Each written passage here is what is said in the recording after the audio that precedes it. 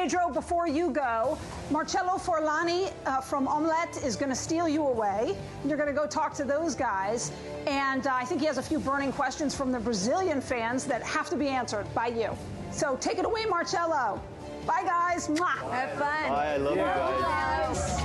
Bye, guys. When it comes to CCXP fans, it's unanimous. Everybody loves him. But today, we're gonna talk about Wonder Woman 1984 and Max Lord, a character that maybe we're gonna love to hate. Ladies and gentlemen, please welcome Senor Pedro Pascal. Hola. Hey, Pedro. Hola. Hello. How are you, man? Hello, Brazil. Well, Pedro, do you know that you're one of the most requested artists to appear here at CCXP?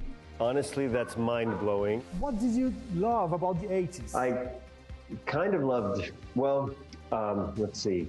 I spent a lot of the 80s in San Antonio, Texas with my sister, and we had cable TV and went to the movies all the time and concerts. So I was like a sponge to a lot of the things that are beautifully represented in this movie. This was a house that had MTV on, you know, like it was a radio station. And so much of my imagination and all of my hopes and dreams were very built around a lot of the movies that were out in the 80s. And so, you know, it's an era that shaped me. I don't know if that's a good thing, but it's basically the reason I'm me. Oh yeah, absolutely.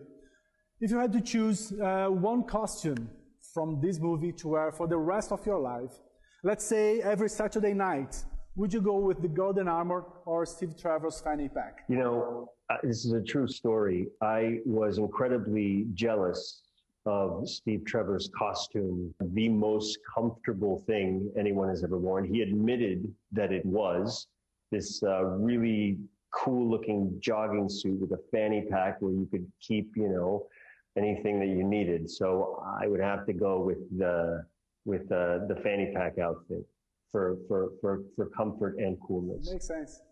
Let's talk a little bit about the set. Forever Ago in the Distance 2018. I heard it was a lot of fun with everybody laughing a lot all the time. How was it for you and Kristen to walk into this strong bond created around Patty, Gal, and Chris? I think that might be the most special thing about the experience was how beautifully welcomed Kristen and I were into the family. We were both really nervous to step into something so beautifully established the first time around. And it was clear to us how close everyone was. It was clear to all of the audiences that saw the first movie how close everyone was. The chemistry was incredible, and you pressure yourself into the expectation, really. And you know, that we would have the same chemistry, that we would, you know, basically, you know, live up to the standard, which was the first movie. And Gal, Patty, and Chris made it the most welcoming experience that I've ever had. Yeah. And you've played some baddies, and people always say that they are more fun to play. How is Maxwell Lord different? There are a lot of ways that Maxwell Lord is different from your typical baddies, and I don't want to share any of them with you because I don't want to give anything away. Everything about this movie is surprising, from big reveals in the plot and even subtle details about the character. I think there's so many unexpected things to experience. And I can say that the experience of working on this particular character with Patty Jenkins under her lens and in her vision, I feel like it was very much a creation of hers and Jeff Johns. And it's felt wholly original and challenging for me to step into, and I think that without revealing anything, he's exceptionally different from your typical baddies.